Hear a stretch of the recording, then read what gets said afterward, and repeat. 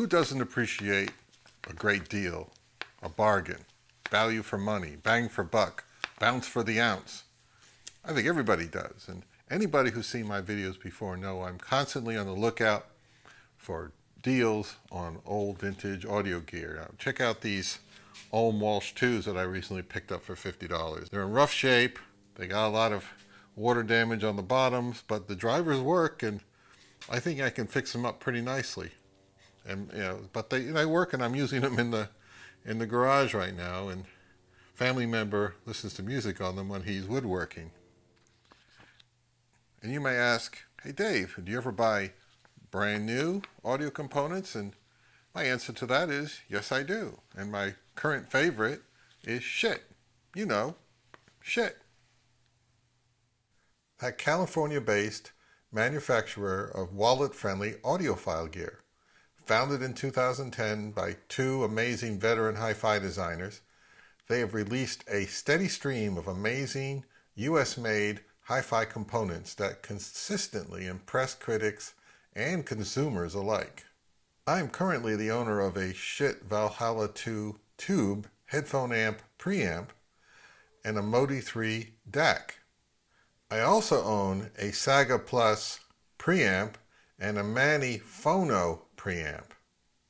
And they are excellent and unique components that compete favorably with other brands costing several times their price. Well, you know that Schiit didn't invent or originate the idea of a high-value audiophile brand.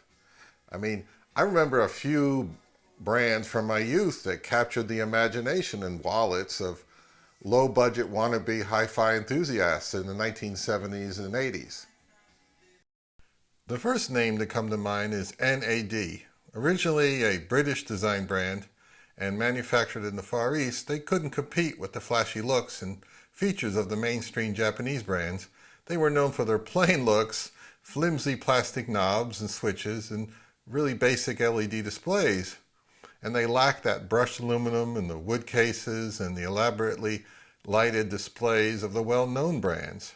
They instead focused on kicking butt in the sound quality department. Their focus was the design of the circuitry and quality of the internal components. It was a challenge for a hi-fi salesman to sell these on the showroom floor against the likes of Pioneer, Yamaha, and Marantz, and other well-known brands. And from my experience, if you directly compared them solely on sound quality, the NAD often would be deemed superior.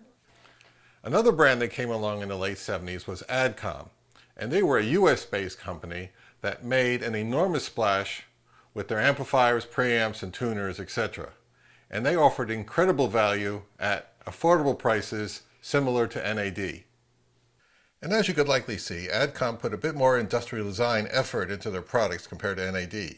In the US market, they pretty much competed head-to-head for market share during the 1980s and 90s. And to this day, enthusiasts still debate which brand made better sounding components. Since I don't own an NAD preamp, but I do own an Adcom preamp, I decided to do a head-to-head comparison of the Adcom to the Schiit preamp combo. Why not? This is Adcom's first preamp from 1981. It has cool features like tone controls, low and high filters, and a phono and tape loop input.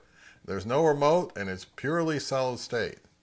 And here's something you don't see much anymore: basic schematics printed right on the case.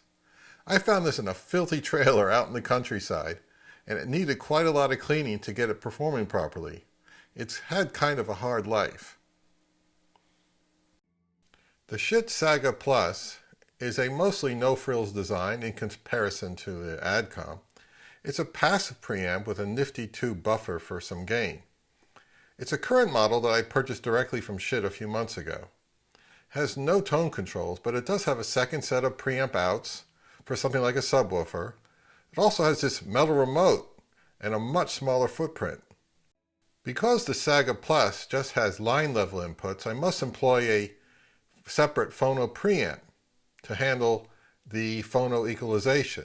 So I got this Schiit Mani to do that.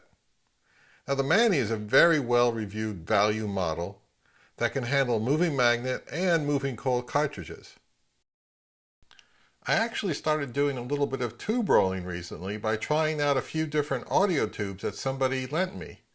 I settled on a couple of vintage ones that I really like the sound of. I'm going to listen to the two preamps using a vintage automatic Denon turntable with a Shure cartridge to compare their phono stage sound quality, and a flaky Arcam Alpha 7 CD player to compare their line level inputs. Now the usual amp I have connected in this system is a 200 watt per channel Adcom, but I recently took it in for service to be looked at and it's not ready yet. So I made this unusual choice to connect a 100 watt per channel Nakamichi receiver and use it in amplifier mode. Now this model has amp main inputs on the back that bypass the preamp circuitry. I've never tried this before, but it appears to work extremely well.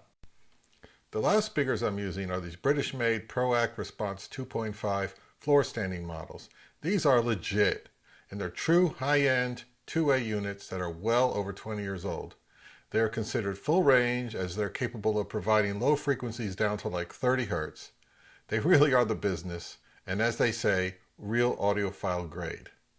Here's a photograph of the CDs and records that will be used for this evaluation. To have a little fun, I synchronized playback of the same records and CDs and repeatedly switched between them using the remote or the selector knob. I wanted to hear the difference between the two formats. I also played the CDs and records through the Schiit and the Adcom, and I did my best to make rapid switches between the two preamps so the memory remained relatively fresh in my brain, and that's not easy. Simply put, both sound great. I could easily live with either and be happy. But if I was forced to choose between the two, which one would I keep? That's tough. You know, after some prolonged listening sessions, I did come to a conclusion. You know, the Schiit sounded very dynamic and had some nice strong mid-bass with shimmery high frequencies. On CD though, I did notice some edge to the female vocals and maybe a bit of digital glare, and wasn't always that pleasing to the ear. You could say the mid-range was a bit hollow and lacking, and also the snare drums were very pronounced. The Mani did a fine job with the vinyl. The sound was very even-handed and pleasant.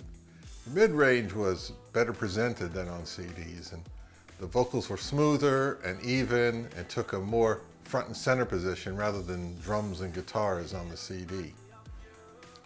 There was obviously no digital edge or glare. It was a balanced presentation, but somewhat lacking in air and atmosphere, and there wasn't a whole lot of space between the instruments. Now switching over to the Adcom preamp, I immediately noticed there was a bit of a richer tone to the music. There was less digital glare on the CDs, and it sounded a bit more analog. It was more natural sounding. On a few CDs, I could barely hear the difference between vinyl and CD. I got nice results with the LPs as well with the Adcom.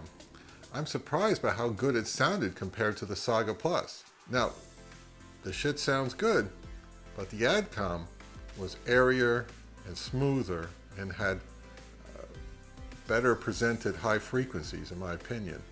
I could hear more detail, fine detail, and richness in the music. And after all that, I'm utterly stunned by this result. That this beat up 40-year-old Adcom preamp sounds better to me overall than the Schiit Saga Plus. It just has a bit more presence and the tone is just more pleasing to my ear. The Schiit is very good as well. Don't take this the wrong way.